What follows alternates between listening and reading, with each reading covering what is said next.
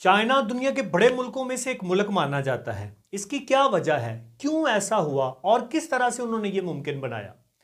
अस्सलाम वालेकुम दोस्तों, मैं हूं आसिम मलिक और आप देख रहे हैं आसिम स्पीक्स। आसिम स्पीक्स देखने वाले तमाम नाजरीन को मेरी तरफ से खुश आमदीद।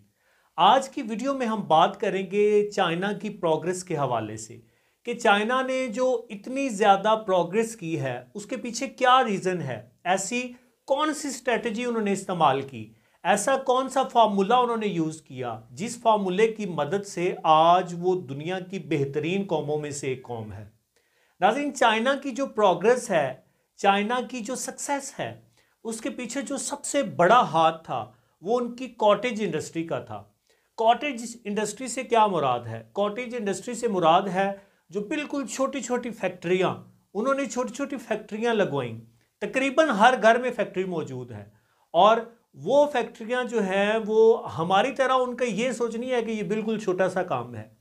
वो उन छोटे छोटे काम करके छोटी छोटी चीज़ें तैयार करके घर में आज चाइना जो है उसने अमेरिका को भी हिला के रख दिया है। अमेरिका जैसी सुपर पावर के मुकाबले में आके खड़ा हो गया है। ये सारा कुछ मुमकिन इस तरह हुआ, उन्होंने कॉटेज इंडस्ट्री से ये काम स्टार्ट किया। कॉटेज इंडस्ट्री में कोई घर जो है वो सुइयां बना रहा है, कोई घर जो है वो सुइयों में सुराख कर रहा है, कोई घर जो है वो छोटे छोटे खिलौने बना रहा है, कोई घर जो है वो सेल तैयार कर रहा है, कोई घर जो है वो साइकिलें जो हैं उनको तैयार कर रहा है, कोई घर जो है वो छोटे छोटे प्लास्टिक के बर्तन तैयार कर रहा है, कोई घर जो है वो छोटे छोटे प्लास्टिक के खिलौने तैयार कर रहा है। मतलब उन्होंने बिल्कुल छोटे लेवल पे काम शुरू किया। कोई घर जो है ये चप्पलें बनाने का काम कर रहा है, कोई घर जो है ये जो बैठने वाले मूढ़े हैं उनको बनाने का काम कर रहा है, कोई घर जो है वो कालीन बुनने का काम कर रहा है, कोई घर जो है वो कपड़े जो है उनको सिलाई करने का काम कर रहा है। इस तरह की छोटे छोटे काम, इस तरह की छोटी छोटी फैक्ट्रियाँ, इस तरह की छोटी छोटी कॉटेज इंडस्ट्री उन्होंने लगाई और आज देखें चाइना कहाँ पे पहुँच गया है। हमारे मुल्क पाकिस्तान में ही नहीं बल्कि पूरी दुनिया में चाइनीज़ जो प्रोडक्ट्स हैं उनका राज है। ख़ास तौर पे टेक्नोलॉजी के शोबे में भी चाइना ने एक इनकलाब बर्पा कर दिया है। ये सारा कुछ उसी कॉटेज इंडस्ट्री की वजह से ही मुमकिन हुआ। अगर हम भी चाहते हैं कि हम इस तरह से प्रोग्रेस करें, अगर हम भी चाहते हैं कि हम खुद मुख्तार कौम बने, अगर हम भी चाहते हैं कि हमारी नेशन जो है इसकी पूरी दुनिया को ज़रूरत हो, तो फिर हमें भी इस तरह की कॉटेज इंडस्ट्री का स्टार्ट करना होगा।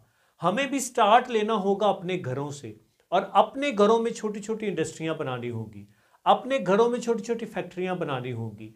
वो फैक्ट्रियां चाहे सुई बनाने की हो जाएं, चाहे सुइयों में सुराख करने की हो जाएं, चाहे माचिस बनाने की हो जाएं, चाहे जो मुख्तलिफ़ किस्म के खिलौने हैं उनको बनाने की हो जाएं, चाहे खिलौनों को असेंबल करने की हो जाएं, चाहे फानूस बनाने की हो जाएं, चाहे और जो मुख्तलिफ़ किस्म के डेकोरेशन पीसेस होते हैं वो बनाने की हो जाए।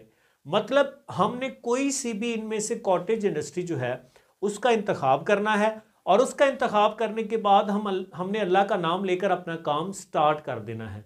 फिर देखिएगा कि किस तरह आहिस्ता आहिस्ता हमारी ये कॉटेज इंडस्ट्री जो है इसमें आहिस्ता आहिस्ता तरक्की होकर, आहिस्ता आहिस्ता इसमें बेहतरी होकर ये इंशाअल्लाह एक बड़ी इंडस्ट्री बन जाएगी और आपके लिए एक बहुत बड़ा अर्निंग हैंड साबित होगी। तो आज की वीडियो का मकसद आपको ये मोटिवेशन देना था कि ये जो कॉटेज इंडस्ट्री है इसकी बड़ी अहमियत है। अपने घर से हम छोटी छोटी इंडस्ट्रीज़ की मदद से, छोटी छोटी इंडस्ट्रीज से हम अपना जो सेटअप है इसका आगाज़ करके एक दिन बड़े इंडस्ट्रियलिस्ट बन सकते हैं।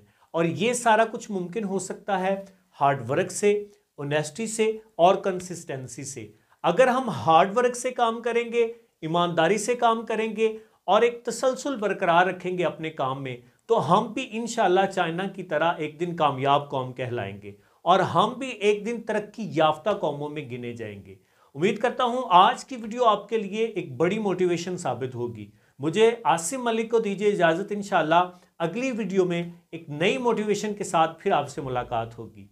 तब तक अपना ख्याल रखिएगा, दुआओं में याद रखिएगा। अल्लाह हाफिज़।